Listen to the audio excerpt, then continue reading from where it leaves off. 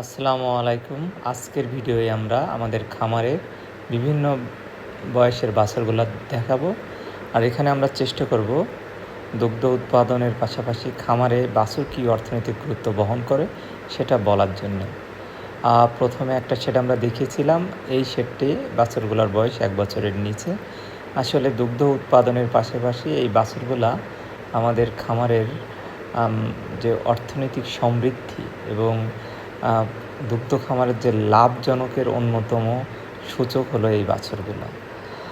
বাছুরগুলো আসলে আমরা কি প্রফিট নিয়ে আসে খামারে এগুলো বলার চেষ্টা করছি। প্রথমে আমরা যদি আমাদের পুরুষ বাছুর হয় বা ষাঁড় বাছুর, এগুলো আমরা মোটা তাজা করার মাধ্যমে আমরা লাভবান হতে পারি।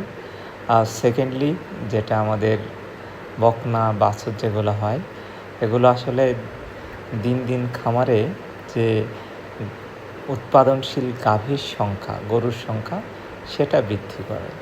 এবং যেহেতু এই বাছুরগুলো আমাদের খামারে জন্মগ্রহণ করে, এই পরিবেশে তারা বেড়ে ওঠে, এই কারণে তারা এই পরিবেশে রোগ প্রতিরোধ ক্ষমতা এবং উৎপাদনশীলতাও তাদের বেশি থাকে।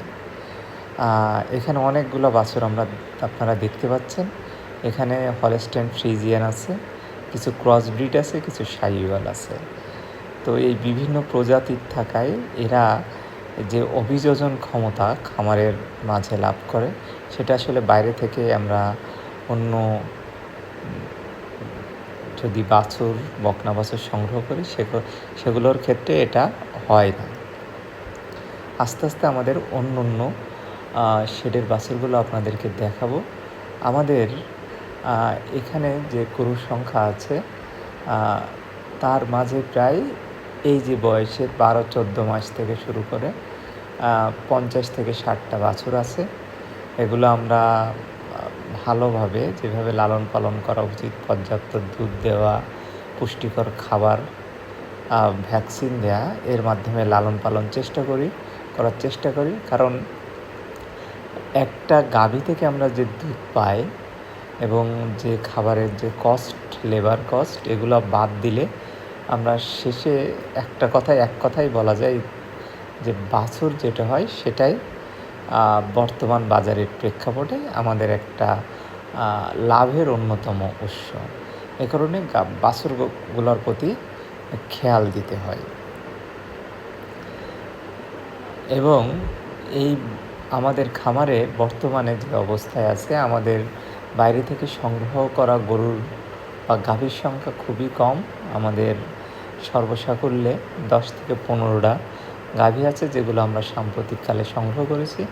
বাদবাকি পুরা গাভী এবং ষাঁড় যে গরুগুলো আছে, সেগুলো সবই এই আমাদের খামারের বাছুর, এবং তারা একটা রেঞ্জে 10 কেজি প্লাস দুধ দেয় এবং তাদের জেনেটিক্স, রোগ প্রতিরোধ ক্ষমতা এবং অন্য যে বিষয়গুলো আছে এগুলো ভালো।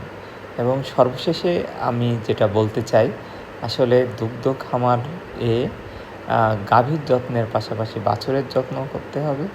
বাছুর যদি সুস্থ থাকে এবং সুস্থ সবল বাছুর তৈরি করা যায়, তাহলে খামার যেমন বৃদ্ধি পাবে, খামারের উৎপাদন বৃদ্ধি পাবে, একই সাথে খামারটি লাভজনক হবে এবং ভবিষ্যৎ খামার যে সম্প্রসারণ এবং খামারের যে লাভ, এটা বৃদ্ধি পাবে। ধন্যবাদ।